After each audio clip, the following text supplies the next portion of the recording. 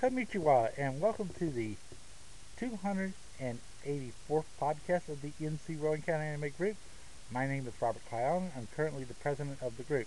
Today we're going to be talking about some questions that have been put to me, and also to do some reviews about some anime and hopefully pass down a lot of useful information.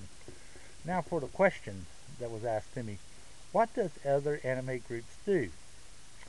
Well, that's a very good question to ask. Now, some anime groups do put on conventions, and some anime groups have like weekly meetings. They meet every Wednesday night, like down in UNCC.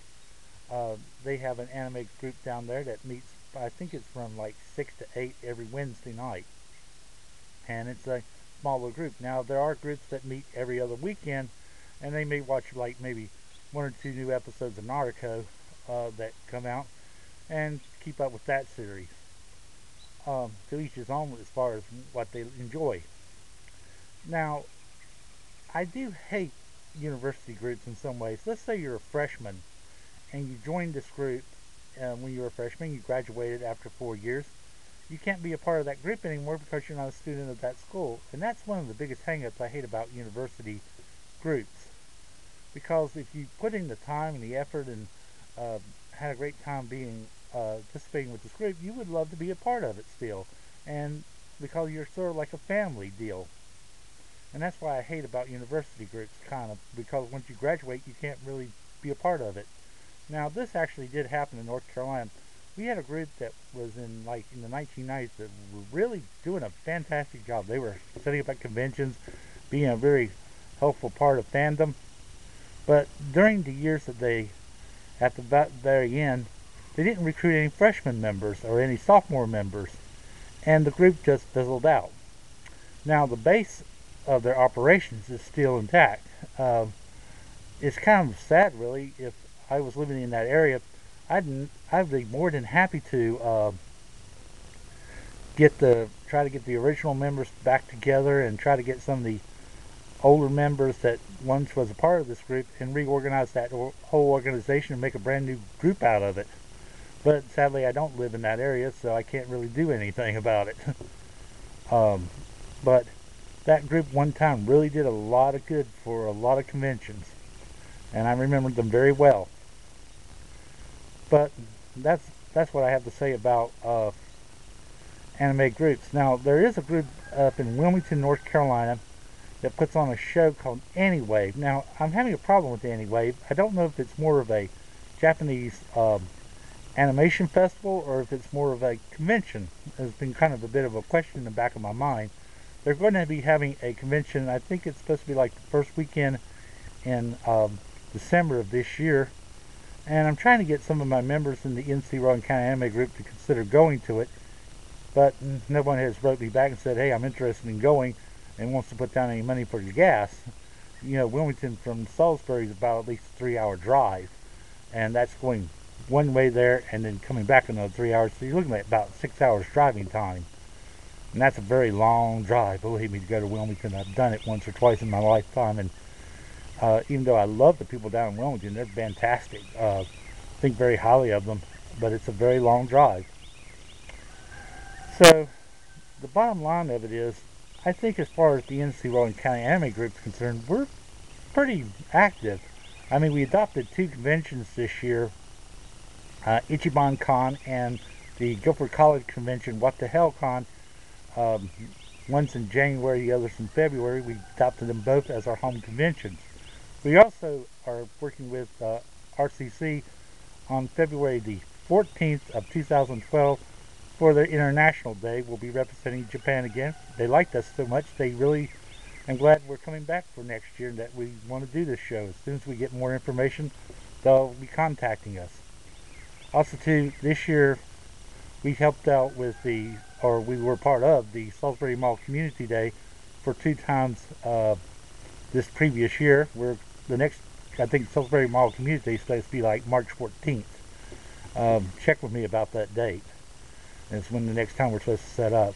We also are involved with the Free Comic Book Day, which is the first weekend in May, and also too we try to put together a special event for Asian Heritage Month, and also too we did a J-pop event this year.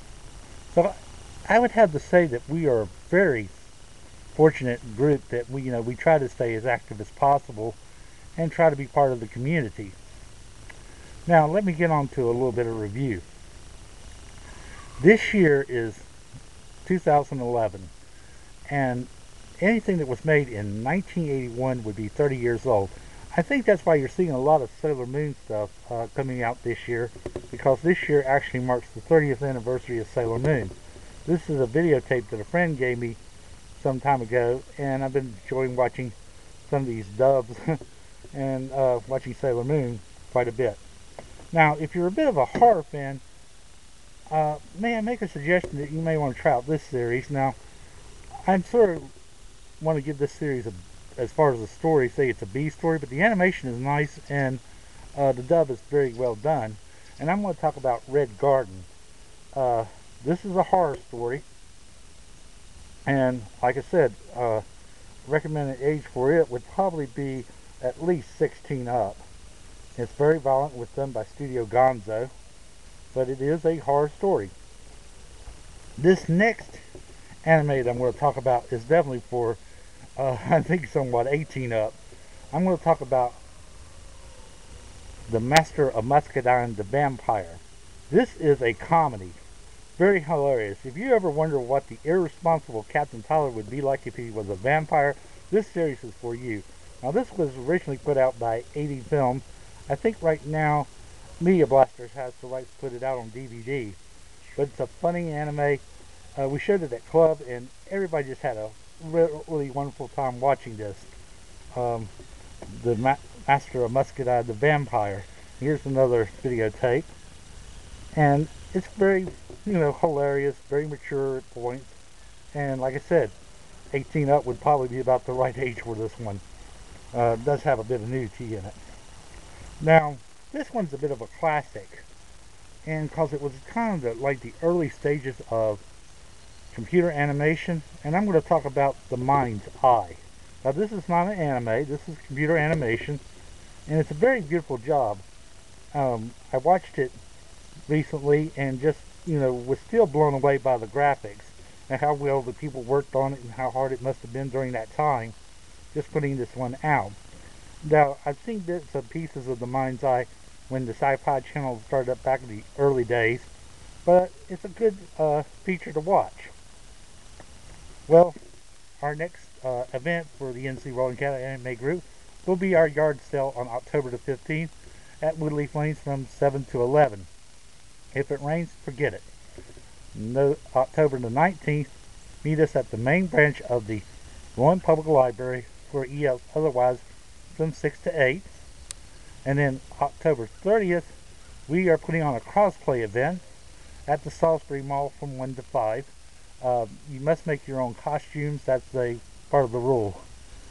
Also, too, November the 19th, meet us at the Landis Public Library for our usual monthly meeting from 2 to 4. And we're going to show the Horse Orange High School Club. Now, let me backtrack just a little bit. We are trying to work with the USS Bonaventure to see about on the second Saturday of November to meet at Ed McKay's in Winston-Salem. We're still trying to nail down the facts on that one. Well, and also too, in December we're going to have a Christmas party as well. And we're still working on that. We're hopefully going to have that on the second weekend of December. And if we still can, I would love to try to get to Annie Wave. I really would love to see it, but like I said, if the members we don't pull together, we're not going. That's just as simple as plain as that. Well, I hope that you have a very good day, and I wish you a good day. Goodbye.